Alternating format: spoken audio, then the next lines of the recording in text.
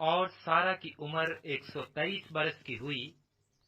سارا کی زندگی کے اتنے ہی سال تھے، اور سارا نے کریت اربا میں وفات پائی۔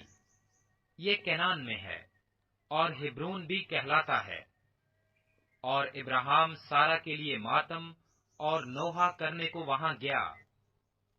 پھر ابراہیم میت کے پاس سے اٹھ کر بنی ہت سے باتیں کرنے لگا، اور کہا کہ میں تمہارے درمیان پردیسی اور غریب الوطن ہوں۔ تم اپنے ہاں گورستان کے لیے کوئی ملکیت مجھے دو، تاکہ میں اپنے مردہ کو آنکھ کے سامنے سے ہٹا کر دفن کر دوں۔ تب بنی ہت نے ابراہیم کو جواب دیا کہ اے خداوند ہماری سن، تو ہمارے درمیان زبردست سردار ہے۔ ہماری قبروں میں سے جو سب سے اچھی ہو، اس میں تو اپنے مردہ کو دفن کر۔ ہم میں سے ایسا کوئی نہیں جو تجھ سے اپنی قبر کا انکار کرے، تاکہ تو اپنا مردہ دفن نہ کر سکے۔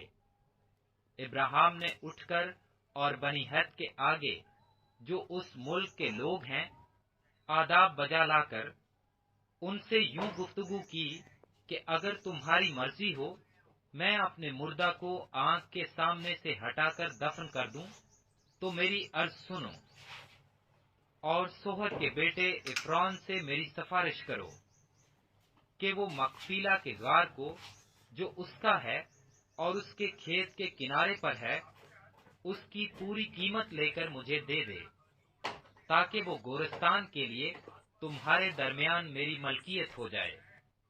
اور عفرون بنی ہت کے درمیان بیٹھا تھا۔ تب عفرون ہتی نے بنی ہت کے سامنے ان سب لوگوں کے روبرو جو اس کے شہر کے دروازہ سے داخل ہوتے تھے ابراہیم کو جواب دیا، اے میرے خداوند، یوں نہ ہوگا، بلکہ میری سن، میں یہ کھیت تجھے دیتا ہوں، اور وہ غار بھی جو اس میں ہے تجھے دیے دیتا ہوں۔ یہ میں اپنی قوم کے لوگوں کے سامنے تجھے دیتا ہوں، تو اپنے مردہ کو دفن کر۔ تب ابراہیم اس ملک کے لوگوں کے سامنے جھکا۔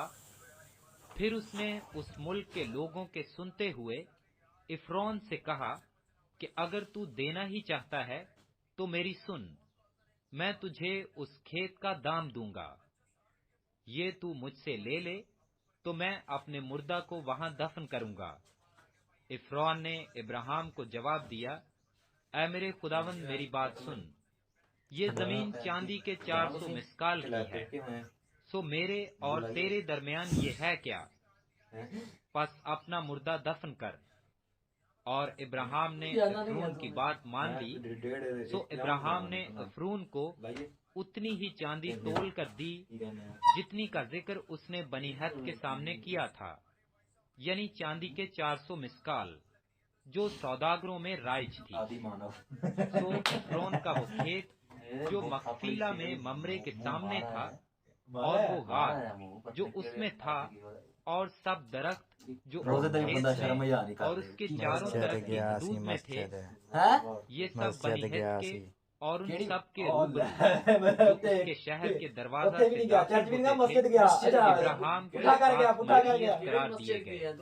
اس کے بعد ابراہیم نے اپنی بیوی سارا کو کھیت کے غار میں جو ملک کینان میں ممرے یعنی ہبرون کے سامنے ہے دفن کیا۔ چنانچہ وہ کھیت اور وہ غار جو اس میں تھا بنی ہت کی طرف سے گورستان کے لیے ابراہیم کی ملکیت قرار دیے گئے۔